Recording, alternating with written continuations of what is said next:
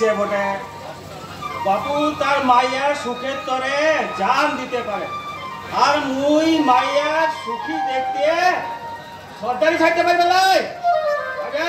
পাইবে জরুর পাইবে দরকার হলে মুই আমার বিটেকে নিয়ে এখান থেকে দূরে বহু দূরে চলে যাবে বলে নাই সর্দার এখান ছেড়ে তুই কোথাও যেতে পারবি নাই বলবি কোথাও এই জয়পুর জঙ্গলে সারা জীবন তোকে সচা হয়ে থাকতে হবে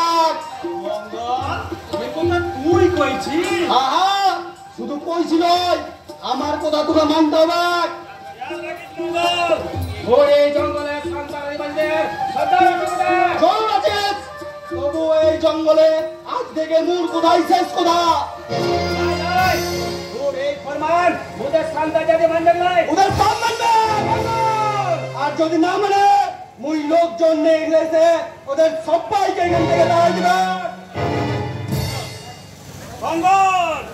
তবু তবু তোর ডর লাই রে সর্দার মুই তোদের বাপ বেটিকে তাড়াবেন নাই মুই যে মুনিয়াকে শাদি করে এই বল খোয়াব দেখা সাওয়া তুই কোথায় পেলি রে মঙ্গল কার বলে বলিয়ান হয়ে তুই মুদের এই শান্তা জাতি উচ্ছেদের কথা বলছিস ফোন তোর সাথে কেউ নাই তাহলে তোকে এত লোকজন দিয়ে সাহায্য করবে কে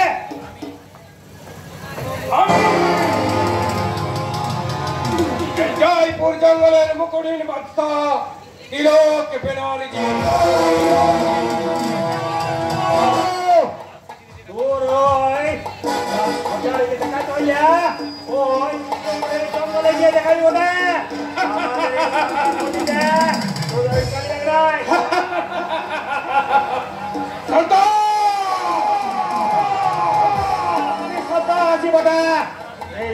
দুনিয়ার বুকে রাজ চালানোর জন্য আমরা ভক্তল মুখে ধুকে ধুকে বেঁচে থাকার জন্যই তোরা ছোট লোক সওদা কথা বল তো ছোট বাবু তুই ওই শয়তানটা হয়ে সবাই গাইছিস কেন তুই তো শান্তার বটে তাহলে ও তোরকে আমার মা কালী টিম্বার মার্চেন্টের তাই ওর ভালো মঙ্গল দেখার দায়িত্ব আমার তাই তো তোর মেয়ে মুনিয়ার সাথে ওর বিয়ে দেব আর মুনিয়াকে শাদি করে মুই হব এই জঙ্গলের সর্দার তোকে মই খতম করে রাখ গদ্দার তাহলে তোকে জমানো বড় বড় ছাড়ো ওই সর্দার গায়ে যদি রাস্তা কাবু করে তাহলে তোর এই ভূমিকায় জঙ্গলে রেখে যেতে হবে না জানোয়ার অভিনয় ব্যক্তি ভদ্রলোক জানোয়ার স্বীকার করে আমার কাজ তাই আমার হাতে স্বীকার হতে না চাইলে এখান থেকে পালিয়ে যাওয়াটাই বুদ্ধিমানের কাজ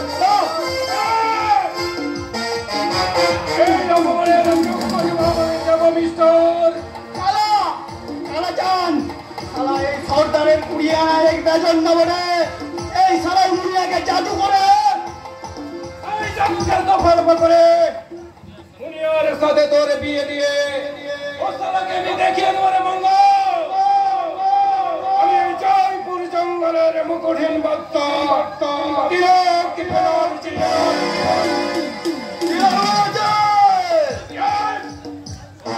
সাপের মাথায় পা দিয়েছিস তোকে খেতে হবে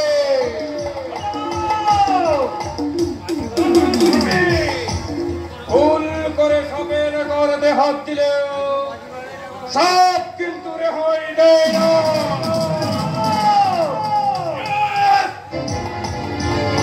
আমি ছোট বাবু সেই বাবুর বাবুরায় আঘাত রে তুই বড় ভুল করেছিস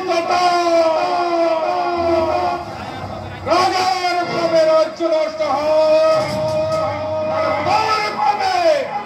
তোর ঈশ্বরের সদল করলে ধ্বংস হয়ে যাবে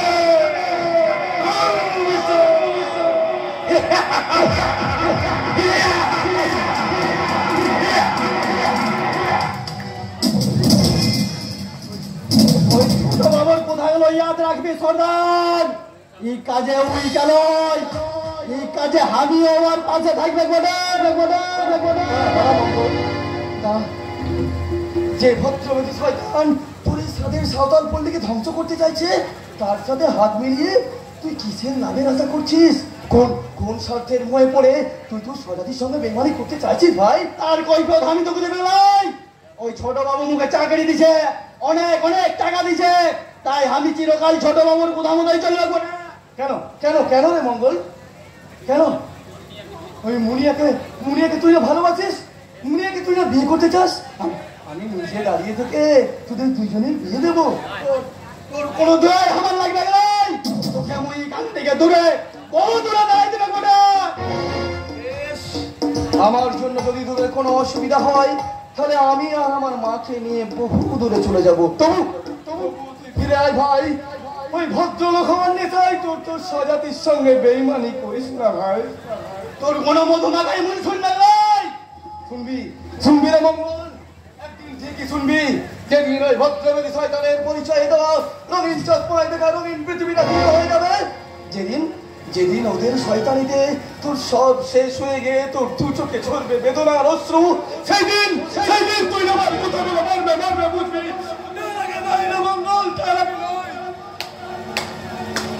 সুন্দর একটা যাত্রাপালা শোনালি বলে, কিন্তু ওদের কোনো কাজ হবে নাই।